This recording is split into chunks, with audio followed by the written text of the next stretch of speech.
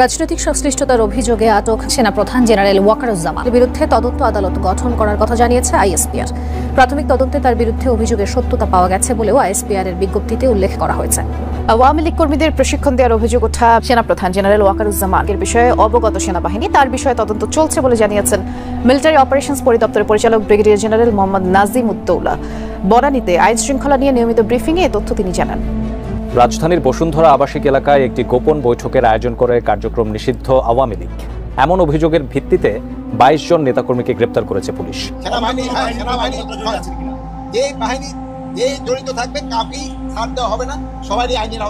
দর্শক, আওয়ামী লীগ নেতাদের সরকার উৎখাত করার জন্য গেরিলা প্রশিক্ষণ দিচ্ছিলেন একজন মেজর। অবশেষে বেরিয়ে এসেছে আরো চাঞ্চল্যকর তথ্য। এর পিছনে আরো সেনা কর্মকর্তারা জড়িত।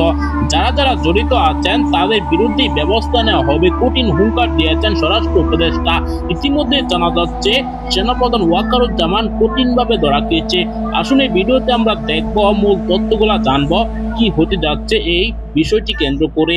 না টেনে দেখবেন, একটি লাইক করে আমার সাথেই থাকবেন। আওয়ামী লীগ কর্মীদের গোপনে নাশকতার ট্রেনিংয়ে সংশ্লিষ্ট সেনা কর্মকর্তা মেজর সাদেক ও তার সুপিরিয়র কমান্ডকে কোর্ট মার্শালের মুখোমুখি করা হচ্ছে। প্রাথমিক তদন্তে তাদের সংশ্লিষ্টতা পাওয়ার পর সেনাবাহিনীর তরফ থেকে 2টি তদন্ত আদালত গঠন করা হয়। আন্তঃবাহিনী জনসংযোগ পরিদপ্তর আইএসপিআর গণমাধ্যমকে বিষয়টি নিশ্চিত করেছে। মেজর সাদেক ঘটনার সাথে সরাসরি সম্পৃক্ত হওয়ায় ইতোমধ্যে তাকে সেনা হেফাজতে নেওয়া হয়। বিবিসি জানিয়েছে, রাজনৈতিক বৈঠকে সেনা কর্মকর্তাদের অংশগ্রহণের অভিযোগ কৌতূহলের জন্ম দিয়েছে। বিশেষ করে ওই কর্মকর্তাকে সেনা হেফাজতে নেয়ার পর তার বিচার প্রক্রিয়া কি হবে তা নিয়েও চলছে নানা আলোচনা। আইএসপিআর বলছে, প্রাথমিক তদন্তে অভিযোগের সত্যতা পাওয়া যায়। পূর্ণ তদন্ত সমাপ্তি সাপেক্ষে প্রাপ্ত তথ্য প্রমাণের ভিত্তিতে উক্ত সেনা কর্মকর্তার বিরুদ্ধে সেনাবাহিনীর প্রচলিত আইন ও বিধি অনুযায়ী যথাযথ শাস্তিমূলক ব্যবস্থা গ্রহণ করা হবে। অর্থাৎ সেনাবাহিনীর অভ্যন্তরীণ আদালতেই হবে অভিযুক্ত ওই কর্মকর্তার তদন্ত ও বিচার, যা কোর্ট মার্শাল হিসেবেই পরিচিত সাধারণ মানুষের কাছে, বলেছিলেন অবসরপ্রাপ্ত মেজর নাসিরউদ্দিন আহমেদ। এই বিচারিক প্রক্রিয়া নিয়ে নাসিরউদ্দিন আহমেদ বলছেন, ম্যানুয়াল অব বাংলাদেশ আর্মি ল, যা কোনো কোনো ক্ষেত্রে বাংলাদেশ মিলিটারি ল বলেও পরিচিত, সেখানে এই বিচার প্রক্রিয়া সম্পর্কে দিক নির্দেশনা দেয়া আছে। তিনি বলছেন, এই আইনের অধীনে নারী নির্যাতন ও যৌতুকের মতো কিছু বিষয় ছাড়া যে কোনো অপরাধের বিচার করার সুযোগ রয়েছে। অভিযুক্তের র্যাঙ্ক এবং অপরাধের ধরন বিবেচনায় পৃথক আদালত গঠন করা হয়। তদন্ত আদালতে অপরাধ প্রমাণ হলে বিচারিক আদালতে সুপারিশ পাঠানো হয়। র্যাঙ্কের ভিত্তিতে কোর্ট গঠন করা হয়, যেখানে অভিযুক্তের পক্ষেও একজন কর্মকর্তা ডিফেন্ডিং অফিসার হিসেবে কথা বলার সুযোগ পায়। উভয় পক্ষের এই যুক্তিতর্কের রেকর্ড রাখা হয় বলেও জানান তিনি। রায় দেওয়ার পর অভিযুক্তের কোনো আপত্তি থাকলে বাহিনীর ঊর্ধ্বতন কর্তৃপক্ষের কাছে বিচার চাওয়ার সুযোগ থাকে। তবে একবার যখন সেনা আদালতের রায় হয়ে যায়, তখন এটা সিভিল আদালতে যে আবার সেটার বিরুদ্ধে ওইভাবে লড়াই করা যায় না।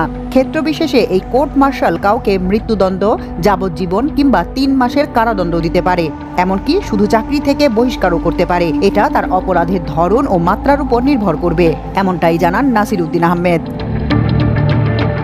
সাবেক এই সেনা কর্মকর্তা বলছেন, ম্যাজিস্ট্রেসি ক্ষমতা সহ সেনাবাহিনী যখন মাঠে থাকে তখন একটি চাঁদাবাজিও অস্বাভাবিক বিষয়। সেখানে এই ধরনের অভিযোগ খুবই স্পর্শকাতর। এটি খুব সিরিয়াসলি ডিল করতে হবে বলেও মনে করেন তিনি।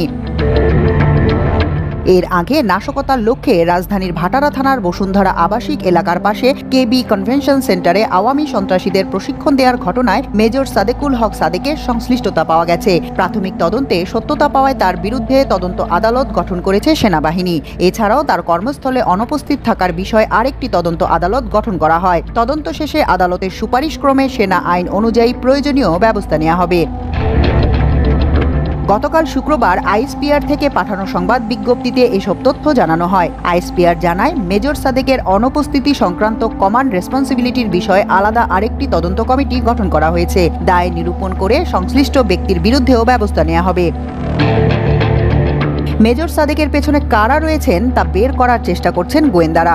অসুস্থতার অজুহাতে দীর্ঘদিন তাকে অনুপস্থিতির সুযোগ সৃষ্টি করে দেওয়ার পিছনে কারা রয়েছেন তাও জানার চেষ্টা চলছে। নিরাপত্তা হেফাজতে নেয়ার আগে কক্সবাজারের রামু ক্যান্টনমেন্টের কর্মস্থলে মেজর সাদেক 150 থেকে 198 দিনের মতো অনুপস্থিত ছিলেন বলে জানা গেছে। সেনাবাহিনীর তরফ থেকে প্রাথমিকভাবে বিষয়টি গোপন রাখা হলেও পুলিশ তৎপর হওয়ায় আর চাপা থাকেনি। মেজর সাদেক ক্ষমতাচ্যুত প্রধানমন্ত্রী শেখ হাসিনার নিরাপত্তা দায়িত্ব পালন করা পিজিআর এর প্রধান মেজর জেনারেল জাহাঙ্গীর হারুনের জামাতা। Major general Jahangir president guard regiment PGR এর প্রধান থাকাকালে মেজর সাদেকও সেখানে কর্মরত ছিলেন। মেজর জাহাঙ্গীর কুমিল্লার জেনারেল কমান্ডিং অফিসার জিওসি হওয়ার পর তিনি সাদেককে তার এডিসি করে নিয়ে যান। সেখানে সাদেকের সঙ্গে মেয়ের বিয়ে দেন। জানা গেছে, গোপালগঞ্জে সেনাবাহিনীর গাড়ি পোড়ানোর ঘটনায় মেজর সাদেকের সংশ্লিষ্টতা রয়েছে। সাদেকই গোপালগঞ্জের আওয়ামী ক্যাডারদের প্ররোচিত করে গাড়ি পুড়িয়ে দেওয়ার সুযোগ করে দেন। রামু ক্যান্টনমেন্টে বদলি করা হলে তিনি সেখানে যোগদান করেননি। গত 6 মাস ধরে তিনি ঢাকায় অবস্থান করেন। এ সময় আওয়ামী ক্যাডারদের প্রশিক্ষণ দেওয়ার কাজে যুক্ত ছিলেন সাদেক। আর এভার কেয়ার ল্যাবেট সহ বিভিন্ন হাসপাতালে ভর্তি হয়ে অসুস্থ হিসেবে কাগজপত্র সংশ্লিষ্ট সেনা দপ্তরে পাঠান যাতে চাকরি না যায়। মেজর সাদেকের শ্বশুর জেনারেল জাহাঙ্গীর বর্তমানে অবসরে রয়েছেন। তিনি তার জামাতার চাকরি রক্ষার জন্য সেনা সদরে তার পরিচিতদের কাছে তদবির করেন। জেনারেল জাহাঙ্গীর আওয়ামী লীগের রাজনীতির সঙ্গে জড়িত। 2009 সালে লেফটেন্যান্ট কর্নেল থাকাকালে সিআইবি উইং এর G1 আর্মি হিসেবে ছিলেন। তিনি জেনারেল তারেক সিদ্দিকের প্রতীক গ্রুপের সিইও হিসেবে যোগ দেন। সামরিক বাহিনী সমগ্র কেনাকাটাই ছিল এই কোম্পানি। মেজর সাদেকের বর্তমান কমান্ডিং অফিসারও একসময় হাসিনার নিরাপত্তার দায়িত্বে ছিলেন বলে জানা গেছে। আইএসপিআর এর বিজ্ঞপ্তিতে বলা হয়, সম্প্রতি একটি আইন শৃঙ্খলা রক্ষাকারী বাহিনীর মাধ্যমে সেনাবাহিনীর এক কর্মকর্তার বিরুদ্ধে রাজনৈতিক সংশ্লিষ্টতা সংক্রান্ত অভিযোগ পাওয়া যায়। অভিযোগ পাওয়ার সঙ্গে সঙ্গে সেনাবাহিনী বিষয়টিকে সর্বোচ্চ গুরুত্ব দিয়ে বিবেচনা করে। এর প্রেক্ষিতে গত 17 জুলাই ওই কর্মকর্তাকে তার নিজ বাসস্থান রাজধানীর উত্তরা থেকে আটক করে সেনা হেফাজতে নেওয়া হয়। পূর্ণ তদন্ত সমাপ্তি সাপেক্ষে প্রাপ্ত তথ্য প্রমাণের ভিত্তিতে তার বিরুদ্ধে সেনাবাহিনীর প্রচলিত আইন ও বিধি অনুযায়ী যথাযথ শাস্তিমূলক ব্যবস্থা গ্রহণ করা হয়। যে বাহিনী যে জড়িত থাকবে কাউকেই ছাড় দেওয়া হবে না, সবারই আইনের আওতায় নিয়ে আসা হবে। আর যেহেতু আপনারা বললেন যে তাদের কার্যক্রম নিষিদ্ধ করা হয়েছে, এবং তারাও যদি কোনো রকমের অপকর্ম করতে যায় কোনো রকমের ছাড় পাবে। তাদের পরিকল্পনা কি ছিল? তাদের যে একটা মিটিং করলো বা ট্রেনিং বা পরিকল্পনা কি ছিল এটা তো ইনভেস্টিগেশনের পরে যেন জানা যাবে। প্রিয় দর্শক, গত কয়েকদিন যাবৎ ধরে একটি বিষয় নিয়ে বাংলাদেশের সর্ব মিডিয়াগুলা তোলপাড় সৃষ্টি করে দিচ্ছে। সেটি হচ্ছে একজন সেনাবাহিনীর মেজর আওয়ামী লীগ নেতাদের প্রশিক্ষণ দিচ্ছিল কিভাবে সরকার উৎখাত করবে, এমনকি ডক্টর মোহাম্মদ ইউনূসকে সরাতে ঢাকায় কিভাবে আন্দোলন করা যায়, এরকম গেরিলা প্রশিক্ষণ দিচ্ছিল মেজর সাদেক নামে এক সেনা কর্মকর্তা। অবশেষে সেই মেজর সাদেক আটক হয়েছেন, সাথে সাথে আটক হয়েছেন বেশ কয়েকজন আওয়ামী লীগ নেতা কর্মীরা।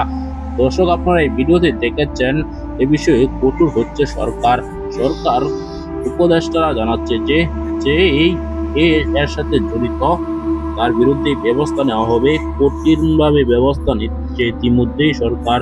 দর্শক, আপনারা এই ভিডিওতে দেখেছেন, যে সকল তথ্যগুলো পেয়েছেন এসব বিষয় নিয়ে আপনার কি মতামত জানাবেন। পরবর্তী ভিডিওগুলা নিয়মিত সবার আগে পেতে এখন এই চ্যানেলটিকে সাবস্ক্রাইব করে পাশে থাকা বেল আইকনটি অন করে দিবেন। ভিডিওতে একটি লাইক করে শেয়ার করে অন্যদেরকে দেখার সুযোগ করে দিবেন। দর্শক, এই মুহূর্তে বিদায় নিচ্ছি, দেখা হবে পরবর্তী কোনো গুরুত্বপূর্ণ ভিডিওতে। সে পর্যন্ত ভালো থাকুন, সুস্থ থাকুন।